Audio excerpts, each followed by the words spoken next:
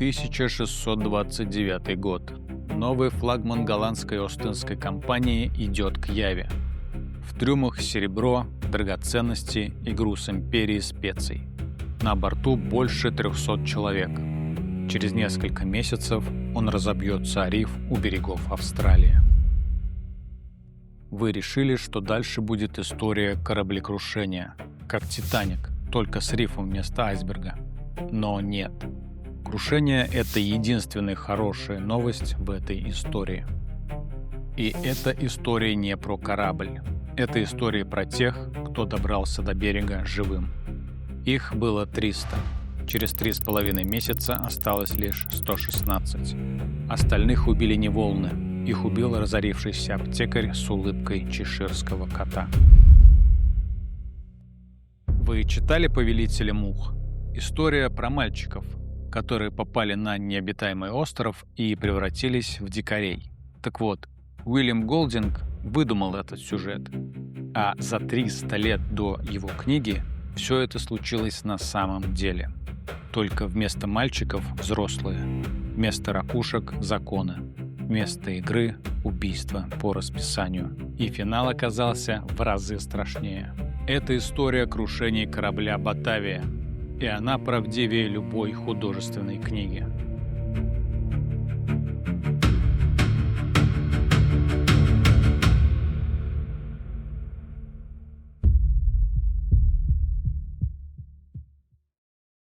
Октябрь 1628 года. Голландский порт Тексель.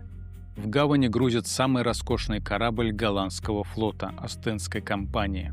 Он называется «Батавия». Для современного человека это просто красивое старое название. Но в 17 веке Батавия — это еще и город. Далекая столица голландских владений в Ост-Индии. Сегодня это Джакарта. То есть корабль «Батавия» идет в город Батавия. Голландская Ост-Индская компания — это не просто торговая фирма. Это государство в государстве. Своя армия, свой флот, свои законы, своя тюрьма прямо на борту корабля. Компания жестче любого короля решала, кто живет, а кто умирает в открытом море. Каждый матрос знал, если ослушаешься, тебя зашьют в мешок и выбросят за борт. Представьте, если бы у современной корпорации, скажем, крупного логистического гиганта, были не только склады и курьеры, но и собственная армия, собственный флот и право приговаривать сотрудников к смерти за кражу канцелярии, например. Примерно так работала Ост-Индская компания в 1628 году. И поэтому Батавия была не просто кораблем. Это была маленькая версия империи. Начальники, солдаты, деньги, наказания и страх перед компанией. Представьте плавучий деревянный город. 45 метров в длину, 600 тонн дерева и просмоленных канатов, 30 пушек по бортам, 3 мачты, паруса общей площадью более 1000 квадратных метров. Вся эта громадина приводится в движение только ветром. Резной нос, покрытый позолотой, потому что даже посреди океана Ост-Индская компания не забывала о статусе. В трюме сундуки с серебряными монетами на закупку специй и отдельный ящик с драгоценностями – подарок для жены генерала-губернатора Батавии, который никогда не доберется до адресата. Никакого электричества, никакой связи с землей, кроме нескольких почтовых голубей в клетке на корме, и то только в одну сторону.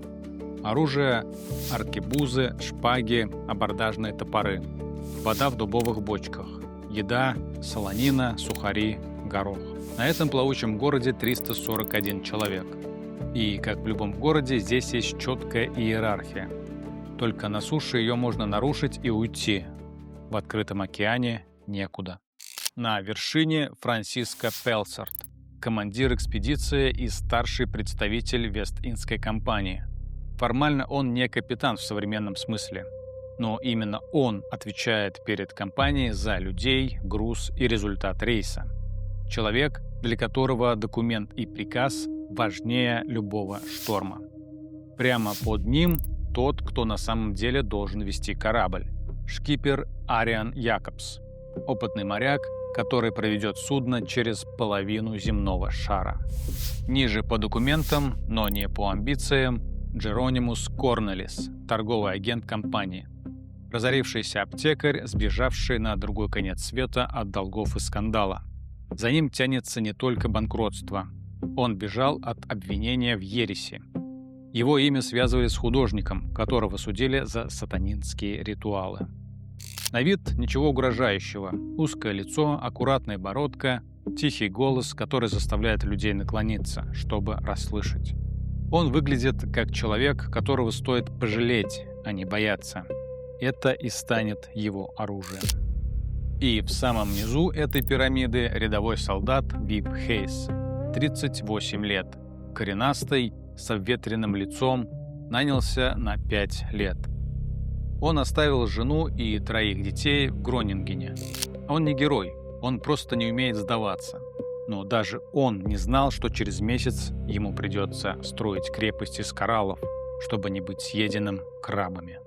Запомните этих 4, потому что через несколько недель эта иерархия рухнет, и человек с самого низа окажется единственным, кто удержит хоть какое-то подобие порядка, пока те, что были наверху, будут делить власть над пустым островом.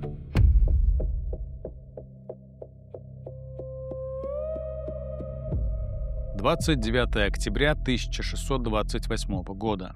Батавия поднимает паруса и берет курс на остров Ява. Капитан Пелсард стоит на шканцах. Он доволен. Флагман флота – лучшее судно компании. Он везет не просто груз, он везет будущее империи. Но в трюме уже зреет заговор. Торговый агент Корнелис и шкипер Ариан Якобс обсуждают план. Они хотят захватить корабль, перебить команду, сбежать с серебром на какой-нибудь необитаемый остров и стать королями. У них есть сообщники, около дюжины матросов и солдат, завербованных обещанием золота. У них есть оружие, у них есть план. 4 июня 1629 года. Утро. Капитан Пелсард завтракает в своей каюте. Белая рубашка аккуратно причесан. Он только что подписал приказ о наказании матроса за воровство сухарей. 25 ударов плетью. Курс держит шкипер Ариан Якобс. Именно он ведет Батавию через Индийский океан. А рядом с ним Корнелис, бывший аптекарь, торговый чиновник и человек, вокруг которого уже зреют заговоры о мятеже. Позже Пелсард будет подозревать, крушение могло быть не просто ошибкой. Возможно, Якобс сознательно вел корабль опасным курсом. Возможно, план был в том, чтобы отвести судно подальше от остального флота, захватить серебро и превратить Батавию в пиратский корабль. Мы не знаем, было ли это именно так. Может быть, это был умысел. Может быть, самоуверенность. Может быть, обычная для моря ошибка, которая в нужный момент совпала с чужими преступными планами. Ночь. Корабль идет под парусами. Вахтенный замечает впереди белую полосу. В темноте она выглядит неясно. То ли лунный свет на воде, то ли пена прибоя, то ли риф, который уже слишком близко. Он подает тревогу. Шкипер Ариан Якобс смотрит вперед. В этот момент у него есть несколько секунд, чтобы решить, менять курс или нет. Он решает не менять. Он говорит, что это отражение Луны. И именно в этой фразе вся трагедия Батавии. Потому что мы не знаем, что это было. Ошибка, упрямство, небрежность или часть более темного плана. Мы знаем только, что корабль продолжает идти вперед. Деревянный гигант несет по темной воде сотни людей. Серебро Ост-Индской компании, чужие мечты о новой жизни и заговор, который еще не успел стать мятежом. Пелсард появляется на палубе слишком поздно. Впереди уже не лунный свет, впереди точно риф. Через мгновение корпус Батавии ударяется о коралл. 4 июня 1629 года. Риф Морнинг. К югу от современного острова Пикон-Айленд, архипелаг Хаутман-Абролес. Корабль садится на мель. Дерево трещит, как кости. Вода заливает трюм. 40 человек тонут мгновенно. Их раздавливает падающими мачтами и пушками. Остальные 300 добираются до берега. Они выходят на маленький коралловый остров. В этот момент вы можете подумать, корабль разбит, но многие выжили. Они на твердой земле, спасены. Но нет, это был только первый круг ада. Острова Хаутман-Абролес не рай. Это голые коралловые атоллы без пресной воды. Без деревьев, без единого источника еды, кроме морских птиц и тюленей. Представьте пустую парковку размером с футбольное поле. Только вместо асфальта под ногами коралл, а укрыться от солнца негде вообще. Это и есть остров, на который выбрались 300 человек. На испанских картах это место помечено словами «Abre los ojos» – «Открой глаза». Предупреждение мореплавателям держаться подальше. Пелсарт осматривает остров. Здесь нет воды, нет еды. Если он останется, умрут все. Он принимает единственное логичное решение – взять 48 лучших матросов и самую большую лодку и плыть за помощью в Батавию. Расстояние 3200 километров по открытому океану. Без карт, без достаточной воды, без солнцезащиты. Шанс 1 к 100. Но он хочет спасти всех. Он оставляет на острове вместо себя торгового агента Корнелиса. Корнелис улыбается, машет рукой. Он знает, теперь закон здесь — это он. Пелсарт отчаливает, шлюпка исчезает в тумане. И мы с вами сейчас сидим и думаем, ну ладно, сейчас начнется борьба за воду, может быть драки, но то, что случилось дальше, не укладывается в голове, потому что Корнелис не стал бороться за ресурсы, он начал их отнимать по закону.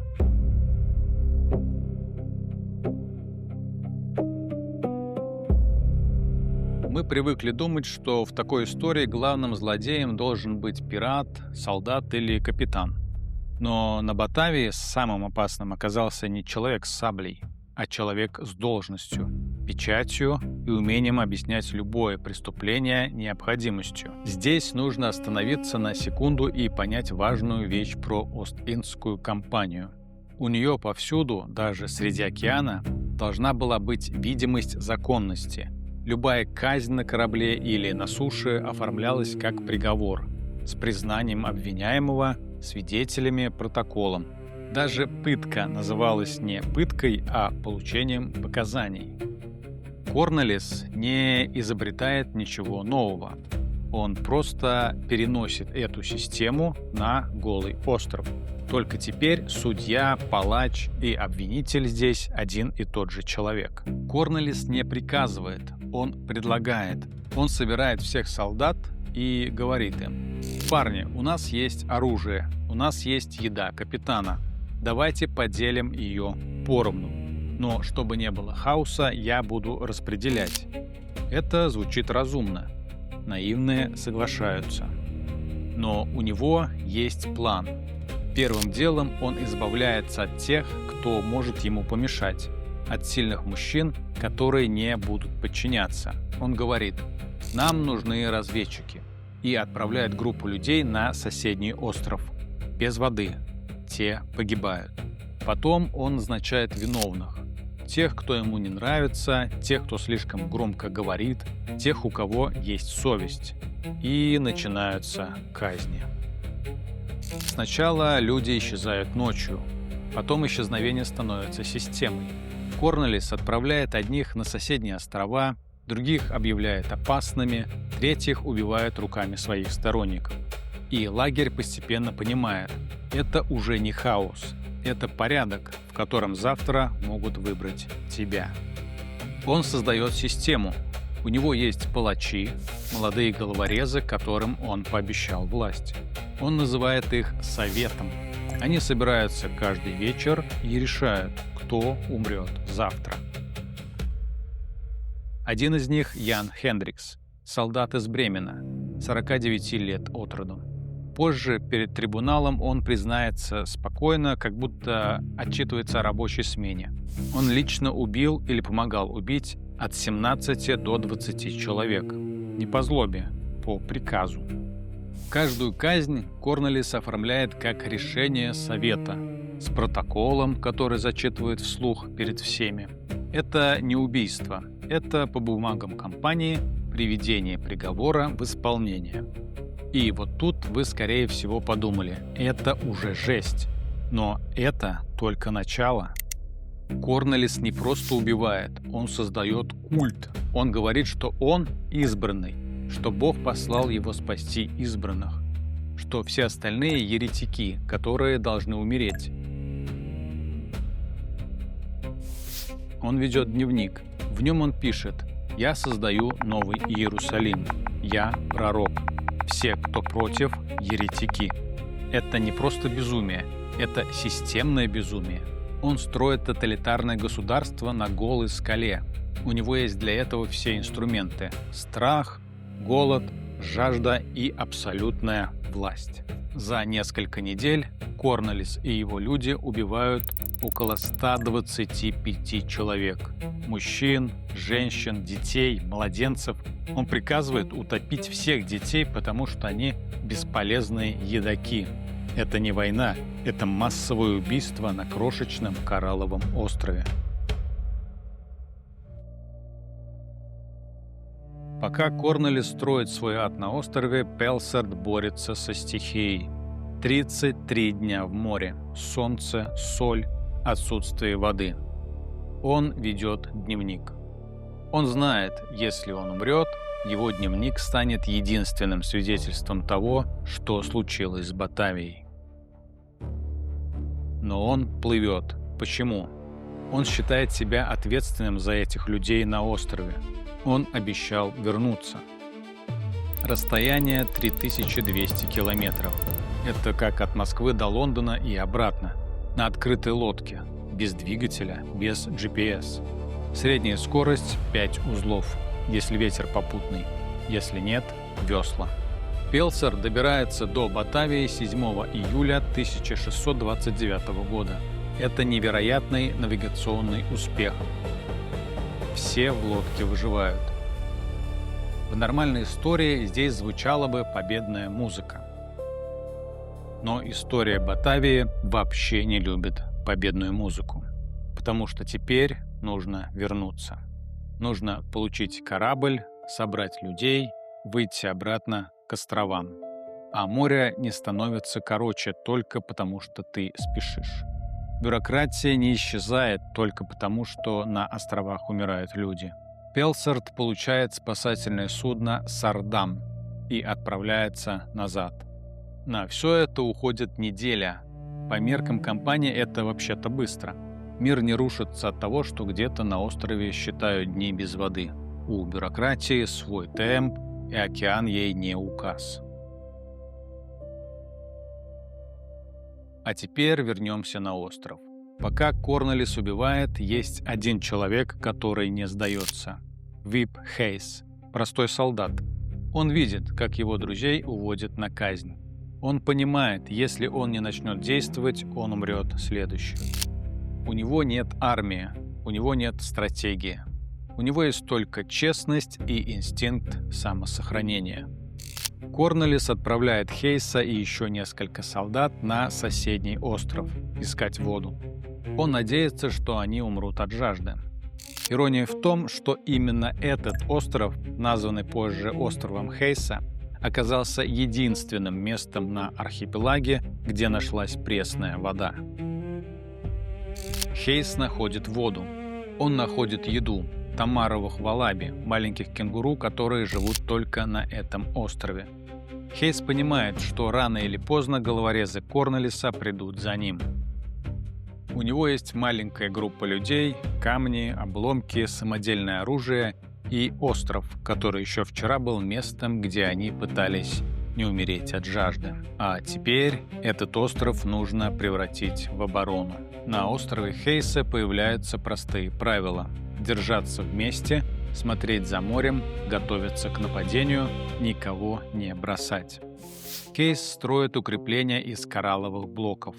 Это первое европейское здание в Австралии. Оно стоит до сих пор. Хейс и горстка его людей, вооруженных копьями из гвоздей, отбивают одну атаку Корнелиса за другой. Первый раз, потом снова. В источниках говорится, что люди Корнелиса трижды пытались атаковать группу Хейса, и каждый раз были отбиты. Во время одной из попыток сам Корнелис попадает в плен. Но это еще не конец. Его сторонники выбирают нового лидера и готовят последнюю атаку. 17 сентября 1629 года мятежники предпринимают четвертую и последнюю попытку захватить остров, вооружившись 2 мушкетами, и впервые лагерь Хейса оказывается под настоящей угрозой. Однако в самом разгаре боевых действий на горизонте неожиданно появляется парус. Парус небольшого корабля Ост-Индской компании «Сардам» под командованием вернувшегося Пелсарта. Хейс действует быстрее мятежников и организовывает группу, чтобы доплыть до спасательного судна и предупредить их о намерениях людей Корнелиса. Когда мятежники достигают судна Пелсарта, они обнаруживают, что их план был раскрыт, и сдаются без боя. Корнелиса и главных зачинщиков судят прямо на острове, импровизированным трибуналом компании, без права на апелляцию, без далекого суда в метрополии. 2 октября 1629 года Корнелису отрубают обе руки перед казнью. Это стандартное наказание для особо тяжких предателей компании. 2 самых молодых мятежников Вармера и Лосса высаживают на материковый берег Австралии, а не казнят. И это, возможно, первые европейцы, оставшиеся жить среди аборигенов континента за 1,5 века до официальной колонизации. В течение следующих 6 недель Пелсарт занимается спасением как можно большего количества серебра с затонувшего корабля. Из 12 сундуков водолаза Пелсарта подняли 10. После этого он возвращается в Батавию с 70 выжившими, а также с 16 мятежниками. Все 16 были преданы суду и казнены по прибытию. Его репутация так и не восстановилась после событий, связанных с мятежом, и он умер от болезни в следующем году. И вот это, кстати, единственный момент во всей истории, где меня реально царапает несправедливость. Человек проплыл на шлюпке через весь океан, спас всех, кто был с ним, и умер обвиненным в трусости. Пелсарт не идеален, у него хватало собственных ошибок, но конкретно за это его жаль. Вип Хейс, простой солдат, получает повышение и премию. По прибытии в Батавию он стал национальным героем, был награжден Ост-Индской компанией и получил звание сержанта, а также значительное повышение заработной платы. Сегодня от Батавии остались не только рассказы.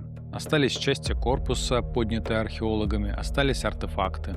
Остались места на островах, где люди ждали помощи, где проходили столкновения, где хоронили погибших.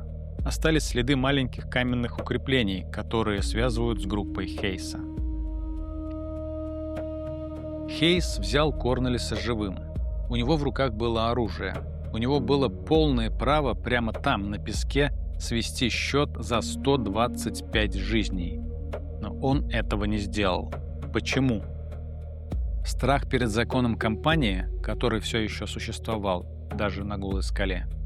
Или в последний момент простой солдат понял, Убить монстра своими руками значит стать чуть-чуть таким же. Мы не знаем.